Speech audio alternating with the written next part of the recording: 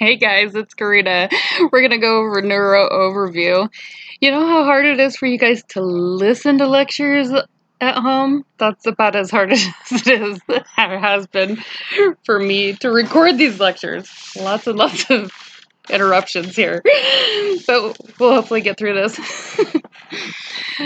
So the purpose of this lecture here is just a brief little overview of our neurosystem. Going to highlight some things that are pretty specific to mental illness. Start our lesson off with a Pinky and the Brain inspired comedy relief here. I like Pinky and the Brain. I used to watch them when I was a kid, which kind of ages me, but I'm sure you've all heard at least of Pinky and the Brain. So Brain is this computed little mastermind, and he tries to take over the world. And Pinky is like his cute and adorable little nuck there. And it turns out at the end of like every episode, Pinky is actually the master puppeteer. And he's more of our limbic system or our emotional brain. But we kind of have to have one and the other. We can't have one without the other, I should say. So the devastatingly handsome Thomas Edison has reminded us that the chief function of the body is to carry the brain around, which I love. So here's a brief overview of the nervous system. So we have the central nervous system, and it's made up of the brain and the spinal cord. It also includes the optic and that special olfactory system.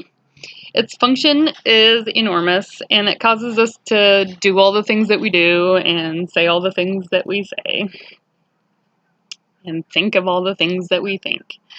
The peripheral nervous system is made up of nerves and ganglia, and those are like our neuron cell bodies. And as you can see in the picture, they can be quite long. The purpose of the peripheral nervous system is to connect the central nervous system to the limbs and organs. So its roles include cranial nerve function, minus the optic and olfactory nerves, just like we discussed. That's the part of the somatic nervous system. The autonomic nervous system runs control over smooth muscle and glands, and its responsibilities include the parasympathetic and the sympathetic response, which is heavily influenced, as you'll find out, by neurotransmitters, aka hormones, just like we'll discuss later. Here's a brief overview of some key structures in the brain. Understanding some of that basic anatomy and physiology will take some of the mystery away that's involved with some mental illnesses. So first we have the brainstem. The function of the brainstem is to relay information to and from the spinal cord. It also acts to serve the autonomic nervous system. And this, as you know, controls the most basic of our body's function, like breathing, swallowing, heart rate, blood pressure, consciousness, and sleep-wake rhythms. It contains the midbrain, the pons, and the medulla oblongata. Next in the brain's hierarchy is the limbic system, or our emotional brain. Fear not, we will go over this one extensively in our next slide. Moving on, we have the cerebellum. The cerebellum is responsible for our coordinated muscle movements. It lets us hop on that bicycle, and it allows speech, which lets us say things like, "It's just like riding a bike." One really cool feature of the cerebellum is its adaptability. So normally when we ride a bike and we want it to take a right turn, we flex our right arm and extend our left. In one study performed, a bike was created that performed the exact opposite. So in other words, if you flexed your right arm and extended your left arm, the bike would instead go left. The cerebellum's adaptability allowed the riders of the bicycle to change their techniques really in no time flat. And this became the learned behavior. So when they hopped on a new bike, they had or a regular bike, they had an adjustment period to riding that normal bicycle. So sometimes it isn't just like riding a bike. Just saying. So let's keep going. That big old mass at top of your head is made mostly of the cortex. This is the thing that separates humans from mice, right? As you can recall, there are 4 lobes in the cortex. The frontal lobe plans our actions, and controls our voluntary movement. The prefrontal cortex was once thought to be a part of that cortex or frontal lobe, but is now thought to be more of an extension of the limbic system. So I'll go over that in the next slide. The parietal lobe primarily processes information from the body's senses. The temporal lobe is responsible for hearing. Notice its close proximity to the ears. It also is in charge of some of our emotional and some of our language. The occipital lobe is right behind the eyes and is responsible for interpreting incoming visual information. We can oversimplify and call the cortex our computers. We're receiving input from this very lecture by sight and by sound, and we interpret it and we stuff it away like a programmer can ask a computer to do. We can all agree, though, that this is not the way we work. The cortex is heavily influenced by our neurons that the limbic system, aka the emotional brain, delivers for us. Frontal lobe is able to allow us to type in our ex's phone number, but ultimately let's blame the limbic system for forcing us to do it. Seen here are some primary structures of the limbic system. This area is one of the least understood areas of the entire body, and scientists are continuously arguing about what constitutes the makeup of the limbic system. So I'm going to be going with the latest theories here. The limbic system structures surround the hypothalamus and the thalamus. The closeness and proximity is by design, as they are very well known to guide each other. Primarily, the function of the limbic system is to link communication between the cortex and the brainstem, that is delivering hormones to the area's brain. The limbic system tries its best to override the hypothalamus, telling it how to release those hormones.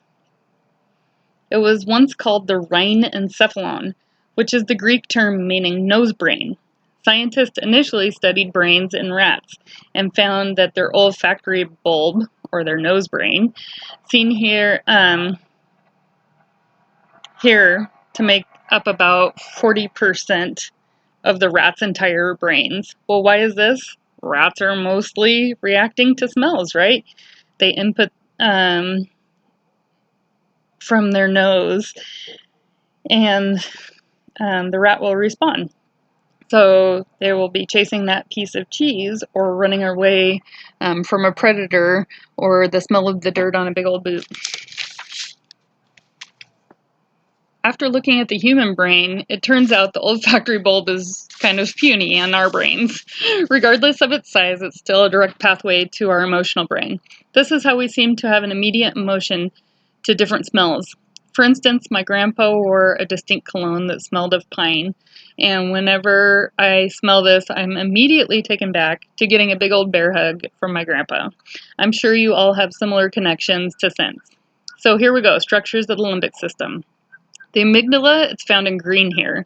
It means almond in Greek due to its shape, which looks like an almond. The amygdala works in the realm of fear and aggression, as well as male sexual motivation. To understand the function of the amygdala, it's interesting to know what happens when you inhibit the amygdala, such as in the case of taking the drug ecstasy.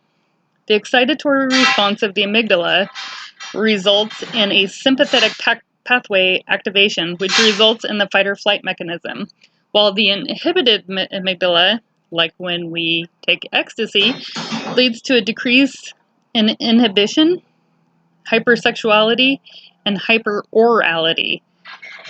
Lollipops and pacifiers are quite common with the ecstasy crowd because of this. People are aware of their surroundings, but the amygdala turns off the level of alertness. A normally functioning amygdala, however, will send information to the hypothalamus or the prefrontal cortex there. So information to the hypothalamus will jumpstart fight or flight response, while information to the prefrontal cortex allows for us to contemplate our next move. MRI studies have found that people with PTSD or post-traumatic stress disorder will have enlarged amygdalas. Next in yellow is the hippocampus. The name origin is also Greek, and it means seahorse, which is what the anatomical shape reminds scientists of. The hippocampus functions to communicate to the brain a formed memory. Another case of realizing what the hippocampus does is finding out what happens during inhibition. A famous patient named HM had a terrible seizure disorder, and that resulted in a mass being surgically removed along with the hippocampus. HM spent the rest of his life in his past memories and was unable to form any new memories. Really interesting study if you guys want to take a look at that. The fornix, seen here, which is yellow-orange in color, was also given a Greek name after arches. On a side note, we get another word from fornix. The local prostitutes used to elicit business at the archway, and this is how we get the word fornicate. The fornix is a tract that connects the hippocampus to the hypothalamus. The mammillary body, seen here, is thought to control spatial memory, and the cingulate cortex is seen here in red, and is believed to play a role in expression of the emotion through the use of hand gestures, such as throwing the hands up in exasperation. One structure that is not labeled on this slide, that is the area of contention for neurobiologists, is the frontal cortex. This is involved in emotional regulation, impulse control, gratification postponement, and social etiquette. This is the very last thing in the human to mature, reaching its full maturation when we're in our mid-20s. In mammals, the larger the social group, the larger the prefrontal cortex. Since the thalamus, hypothalamus, and pituitary glands are so very closely interconnected with the limbic system, our bodies have immediate reaction to these emotional inputs. The hypothalamus, on a comical note, is said to be in control of the 4 F's: fight, flight, feeding, and fornication. This is a survival tool for us, enabling the frontal cortex to be bypassed in case of emergency.